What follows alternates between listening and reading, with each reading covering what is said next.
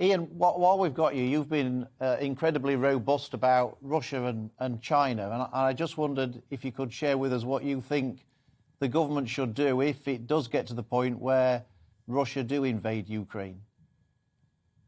Well, number one, as you know, I've been sanctioned by the Chinese government, so all my family and I, if we had any investments, would have them curtailed, and almost certainly if we go to a country which has extradition, then they would possibly put a red notice on us and get us arrested, ready for extradition. So all of that is a fact. For what? For calling out the fact the Chinese government has been committing genocide without question and using slave labor in China to a huge industrial scale, redolent of what happened during the Second World War under the Nazis and the Germans in the West. And so we have to take what I consider now to be this new axis of totalitarian states, China, Russia, Belarus, possibly also Iran and others.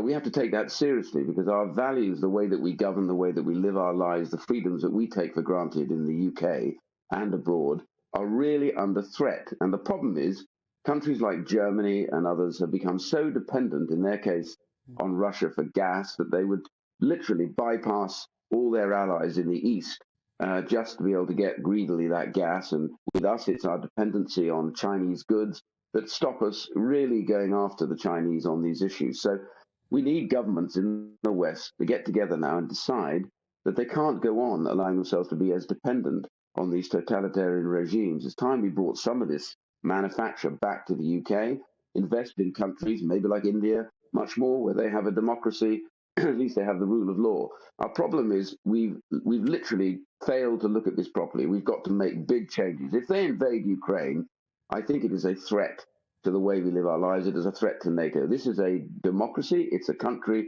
that has the right to free choice, and there are no such things, these ghastly Soviet spheres of influence, that Putin, who's turning out to be one of the most ghastly dictators that you can possibly imagine, should have his way on. So we must stand up to on that. And we've been giving them arms. I wish the rest of the European Union now would actually back up what the UK and America are doing. And one final point, Phil. It always takes the Democrats in America a long time to figure out who their real ally is. And eventually it's a crisis that does it. And they realize now they can't rely on the EU for this. They have to come back to the UK because the UK and the US that are leading, so they should. When we're together, the world is a better place.